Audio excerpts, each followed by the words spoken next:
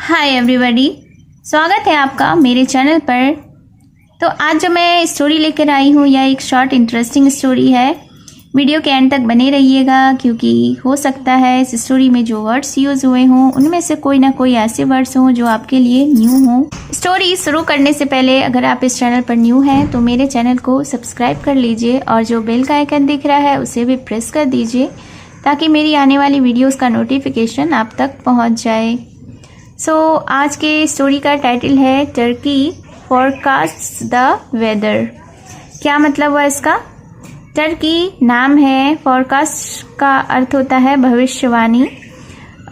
तो इसका अर्थ हुआ कि टर्की मौसम की भविष्यवाणी करता है। So let's begin the story.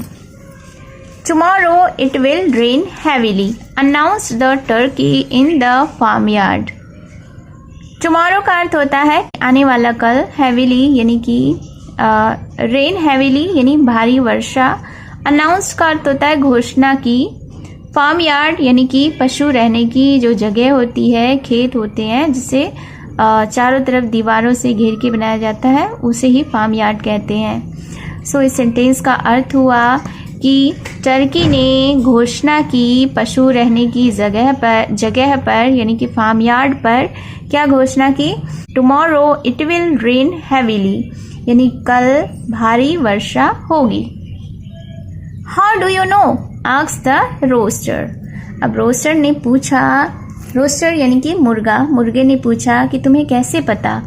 I sit on the weather vane and know the wind direction. फिर आगे क्या कहा कि मैं वेदर वैन पर यानी कि मौसम यान पर बैठा and know the wind directions और मुझे पता है विंड के यानी हवा के दिशाओं का। But you have no idea, लेकिन तुम्हें कोई भी आइडिया नहीं है यानी तुम्हें कुछ भी पता नहीं है। Then you tell me if it will rain tomorrow, challenge the turkey. अब टर्की ने चैलेंज किया यानी चुनौती दी। क्या चुनौती दी? कि देन यू टेल मी, तब तुम मुझे बताओ, if it will rain tomorrow कि क्या कल वर्षा होगी। There is only one creature that can help us and he lives in the park of the great manor. फिर आगे क्या कहा? Said the roster.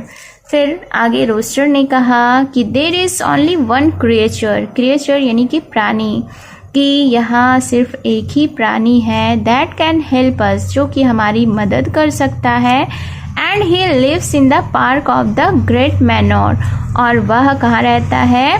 ग्रेट मैनोर के उद्यान में। सेड द रोस्टर ने कहा।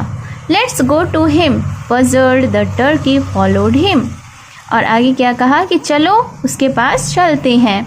अब उलझा हुआ टर्की उसके पीछे चला गया। They flew and trotted across to the park.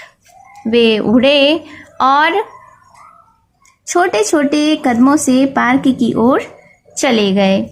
There was a gorgeous peacock walking around the park, trailing his tail feathers.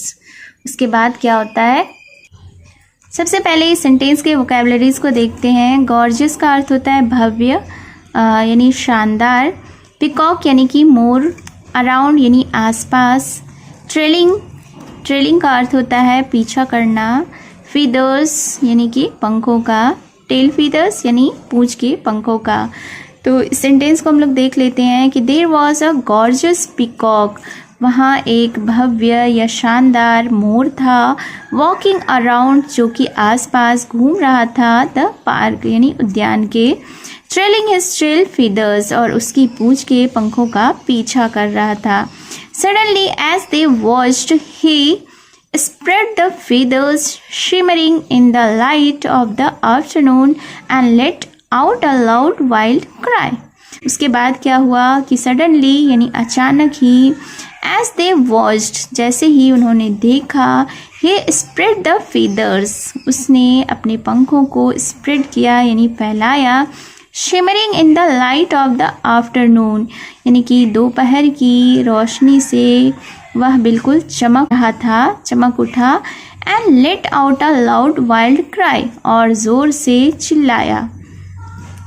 Then slowly he began to dance, और धीरे धीरे वह डांस करना यानी कि नाचना, नृत्य करना शुरू कर दिया।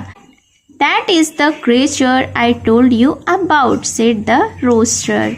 अब रोस्टर ने कहा कि दैट इज़ द क्रिएचर, कि यही वह प्राणी है, आई टोल्ड यू अबाउट, जिसके बारे में मैंने तुम्हें कहा था। His began his rain dance, उसने वर्षा का नृत्य करना शुरू कर दिया।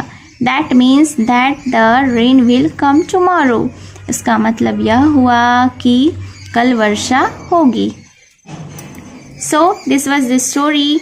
आपको यह स्टोरी कैसी लगी? क्या आपने इस स्टोरी में कुछ न्यू वर्ड सीखा? अगर हाँ तो आपका न्यू वर्ड्स कौन सा था, कमेंट बॉक्स में ज़रूर बताएं। तो मिलती हूँ मैं फिर से एक न्यू इंटरेस्टिंग स्टोरी के साथ। Till then take care and bye bye.